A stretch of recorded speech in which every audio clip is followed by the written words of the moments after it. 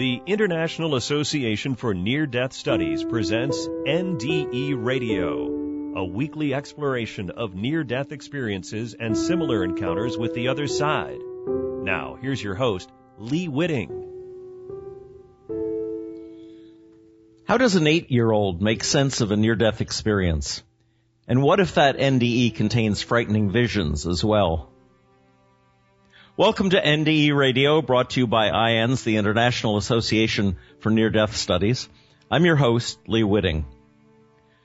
To prepare him for an operation on his burst appendix, a nurse strapped 8-year-old Kenneth Leth to an operating table where he was sedated with ether.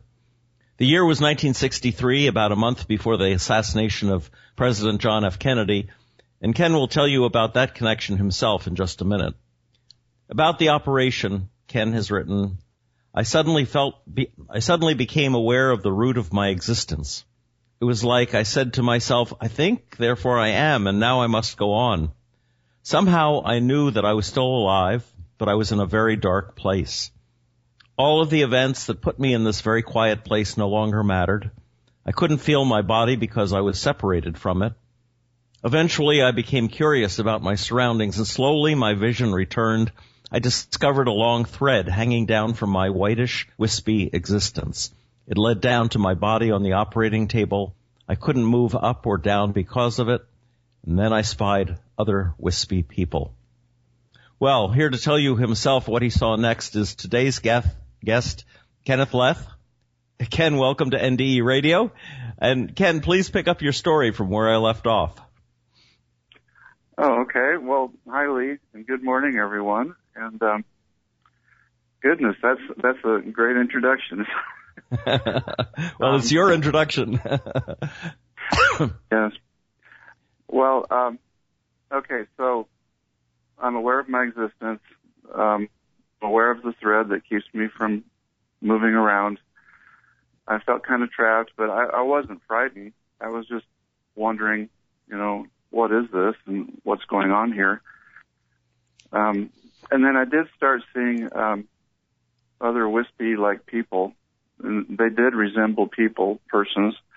Most of them were older, and they seemed to be very happy to be moving up.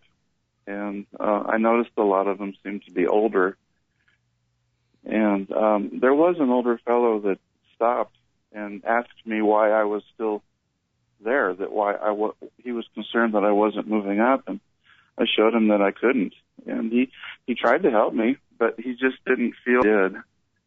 So I understand now that moving up is to head up toward the light, toward the existence of God, toward heaven. And it seems like we're pre-programmed to look for that. And the moving up is something that we're supposed to do. We just somehow know that we have to do it. Yes. During that time, I also witnessed something that I knew was on Earth, and it was a car accident, and it was very severe. And I heard a woman screaming, and I remember wishing that I wished that somebody would help her because she's screaming and she's so distraught. And she was screaming because she discovered members of her family in a vehicle that had apparently died. But I didn't feel the disruption of that like you would here on Earth. As an 8-year-old child on Earth, I would have been mortified to see that. But in that spiritual existence, it was just something. It was something I saw, but I still felt no fear. But fear did come to me because as I realized I could not move any further, I started to look around my surroundings, and I noticed that others were there that had noticed me, and they were hiding in the shadows. And it was very clear to me that they could understand thoughts. And so when I started having thoughts of uncertainty, or I didn't know where I was, or confusion, these other entities looked at it like it was a weakness, and they drew closer. And they were evil. They had a mind to do, terrible things to me if they could, to torment, and they did. And So what I remember distinctly was they could fly where I could not, and they would swoop down toward me like an attack, and then hit me, and then spin me around in circles, and the spinning made my confusion even more so. And it wasn't fun. And at one point I remember calling out that I wish it would stop, and I believe the way I said it was, please, God, make them stop.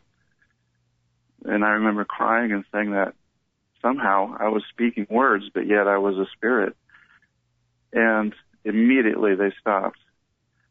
And there was silence and there was peace. And that's Ken, when do you suppose those were deceased humans, like confused ghosts, or were they more fallen angels or demonic types? I believe they were people. They resembled kids. Kids?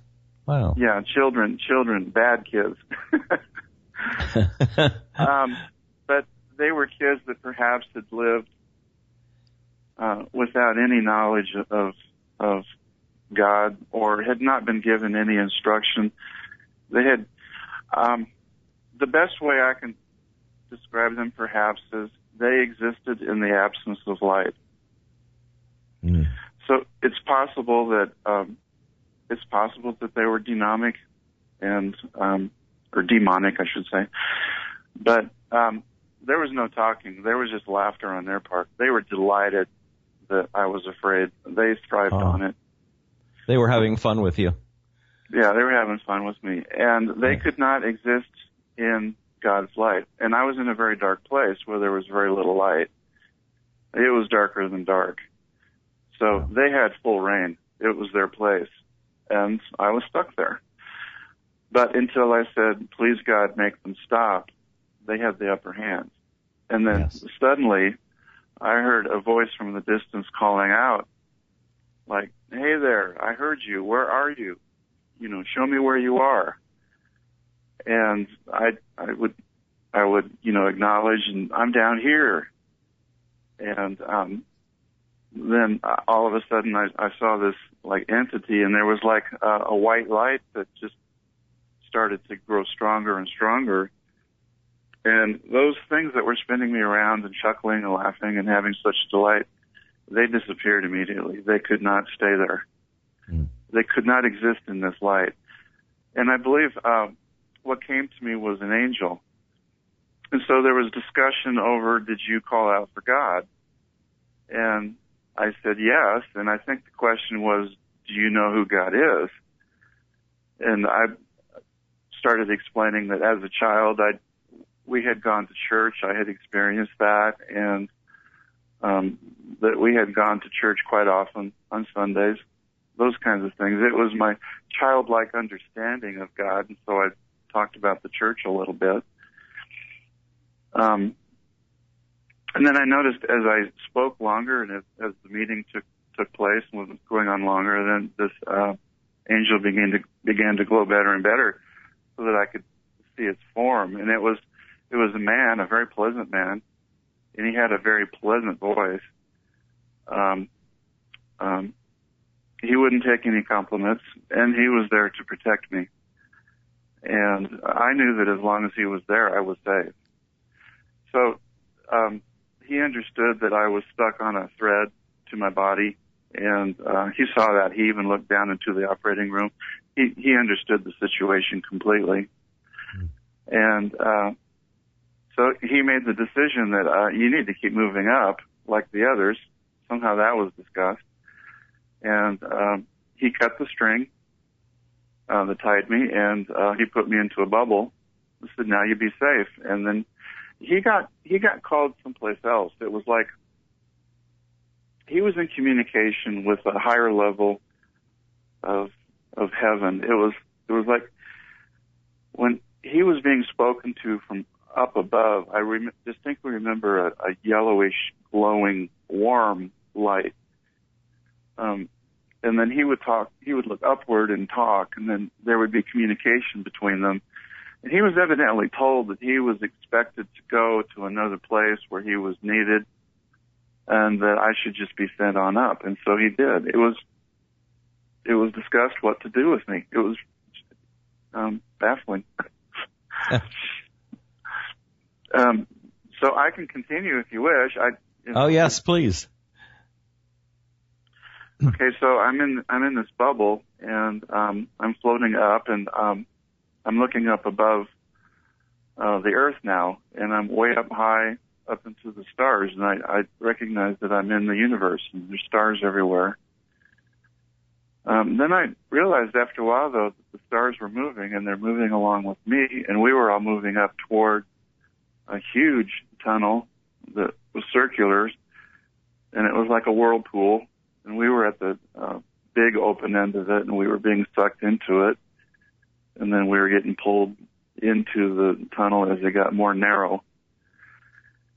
And so all of the stars were actually spirits like myself, and we were being pulled up into this tunnel, and I could hear voices of delight and surprise when they got into the tunnel. It was like it was an enjoyable experience. So I was happy to be there too. I was comfortable, and once I got to the end of the tunnel, then I floated free for a very short amount of time, and I came to what is very much like a cloud barrier, much like heaven is described, the clouds of heaven.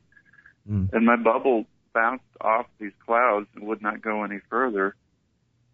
And I sat there a very brief time, and then something reached down through the cloud and grabbed me by the shoulders and pulled me up. And I was suddenly standing in front of a man I didn't recognize. And he looked to be like, I don't know, in his mid-20s, maybe early 30s. He had modern-day looking pants. I mean, pants like I'd seen my father wear. And I distinctly remember a leather jacket. I found out later that we're pretty certain that he was my father's cousin who was killed in the Korean War. And that he would have been about 25. And he died before I was born. I was born in 1955. So this was 1963. So he'd been dead probably close to 10 years at least. So anyway, I didn't know him, but he was a very friendly guy and happy-go-lucky and glad to have you here. And, well, we got some people we need to meet. Let's go on up over here. And he just kind of led me along and made sure I was okay. And then I came up to all these people that I didn't know. And they didn't know me either. And they were asking back and forth, well, who is this? Who are you? And lots of chatter. And somehow I mustered the strength to communicate, and I said, my name is Kenneth. I'm Kenneth Leth. And they didn't seem to know me. So these older women were saying, well, who's your father? I said, my father's name was Lyle. And then it was like, oh, we know him. And then it was explained to me that he was their grandchild. Lyle was their grandchild, and that so yeah, they knew my dad, and then it was like a big celebration. So at this time, you were still in the form of an 8-year-old, weren't you? Yeah, when I tell my story to a younger audience, there's been some kids in my family, for example, they're still in grade school that their parents have allowed them to read my story and to listen to me talk about it a little bit. And that's the one question the kids always seem to come up with is, what did you look like? Were you a ghost, or were you in human form, or what were you? All I can say is I was wispy like smoke, kind of whitish, yet I had human form. It was almost like a photograph that you can see through, almost an X-ray, kind of like that. Only I had human form. I don't remember wearing clothes, but I'm almost certain I did, some form of clothing.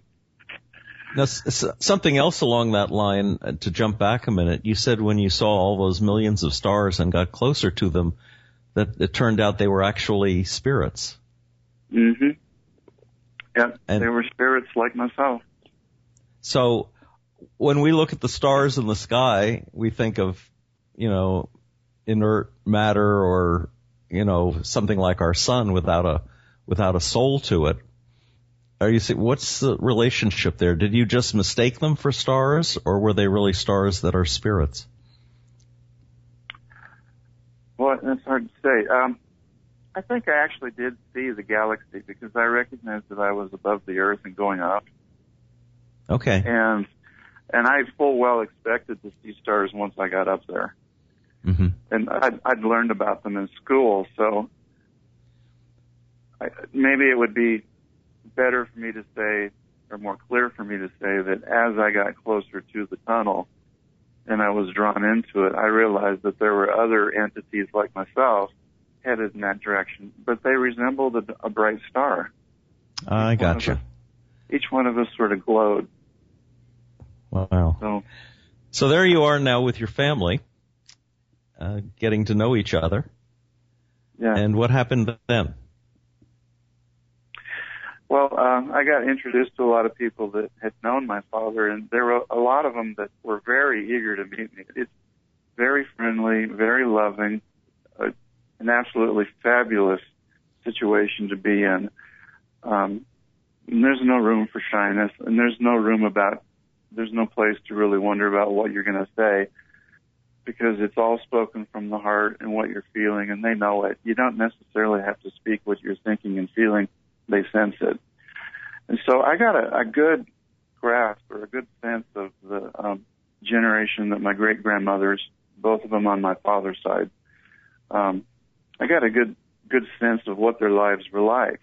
And so I can almost feel the plaster walls, the wood-burning stoves, the stovepipes, the chickens in the yard, that kind of life, that heavy clothing. It all just sort of came to me. I understood it. And as a matter of fact, I live in an older house now, and it just feels right. But they eventually told me that somebody was coming to talk to me, and somebody very special, and that I shouldn't be afraid. And there's a lot of female influence in my story. So an entity or a woman came to me, and she exuded even more love than my great-grandmothers. And it was so strong that it came to the point where I just recognized her as a mother, but a very powerful mother. But she wasn't introduced as a family member. And she came from a generation that was way, way, way, way back in history. In fact, her clothing looked like a potato sack, a very loose weave type of clothing, very coarse, like the kind of stuff you would expect people to wear in ancient times. And I remember pointing out her haircut and how it was a little bit rough, where all the women that I've been standing with, they all had their hair up on those old-fashioned buns or whatnot, but this woman had her hair roughly cut, and it was explained to me that she cut it with a knife. I do remember that, which is odd. But she took me and said, I have something to show you. And so I went with her, and I was glad to be with her. And it's like, as we got closer, her love got better and warmer and more powerful. And there were points when I was transforming into like a baby, and she was holding me in her arms and cuddling me. And then there were times when I was just a little boy, and she led me by the hand. And she explained to me that my family goes very, very far back in history, that we have many, many generations of my family are already up there with me. And she explained that she was going to show them to me. And she sort of waved her arm, and another type of tunnel or a cave opened up. And then I could see layers or levels going back in the tunnel, way back, multiple generations. And at each level, there was some sort of wispy entity as myself, and it was explained that they were members of my family. And I saw couples, like older couples rocking in rocking chairs and waving hello. I saw a woman, a single woman, that was sweeping her back doorstep, and it was explained to me that she never married. And I'm not real sure who she was. but family members going way, way, way back, and some of them waved, and they knew who I was, and they're happy to see me. It's like I got the impression as we give birth to more generations, our families that we're connected to up there move back closer toward the light of God. It's kind of like a ladder. I don't know if that makes sense or not, but because at the end of the tunnel, I saw a very bright light at the very, very far end, an extremely bright light. And then this woman that I called Mother, she told me that, and she said, look here, it's coming here to greet you. And, you know, this part is really vague. I don't know if she actually introduced to me what this light was. Part of me says that I was told that you might know him as my son, this is Jesus. But what I saw was just a bright light. And I can't be positive, and I can't absolutely say that I was introduced to Jesus. I'm sorry, the memory just isn't that solid. But what I do know is that that bright light came to me, that ball of energy, and it was very pure, very powerful, and it took me up into it. And I was completely torn apart down to the molecule and put back together is the only way I can describe it. I was complete, yet I was completely taken apart at the same time. The love was that powerful. So you lost the integrity of yourself in the light. In other words, did you merge with the light? Would you say? Yeah. Yet I was separate. It was in control, but it did that, I guess, to know every part of me. There was nothing to hide. It knew everything. Wow. It was just all there on display. And so then I got to see visions of what my life had been up until that point. And I saw my own birth. There was a problem with my birth, and information on that came out there. That might be for another story or another session. But I saw my own birth, and there was problems with it. And then, let's see. Oh, help me, Lee. I'm kind of having a brain stutter. Where would you like me to go from here? Well, you got this history of your family, and let's see, and then you encountered the light, and then like a life review, what many people who've had NDEs describe. Of course, there's not a whole lot to go over when you're that young, but you had an incident where you felt guilty, I think, about hitting your brother. Oh yeah, that. Well, this is, the thing I'd like to point out is it really bothers me back here on Earth when I hear religious leaders start talking about guilt and shame and all these things, and we should be pleading for mercy from God and all that. Boy, does that get old. Because I didn't get it like that when I was up there. It was pointed out that I definitely done something wrong, and that was one time I was playing with my brother. And my brother and I never did really get along. We're like the sun and the moon. Our personalities were so different.